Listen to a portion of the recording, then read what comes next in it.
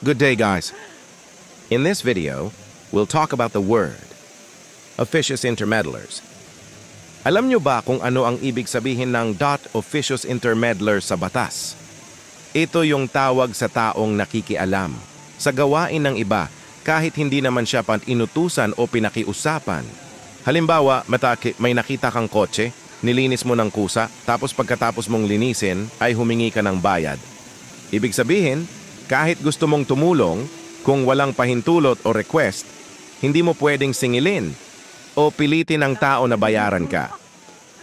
Kaya tandaan, sa batas, ang kabaitan o pakikialam ay dapat may pahintulot. Dahil kung wala, ang tawag doon ay pagiging officious intermeddler. Sa batas, ang kabutihan na walang pahintulot ay pwedeng maging pakikialam. Maging maingat dahil baka sa sobrang kusa mo, ikaw pa ang malagay sa alanganin.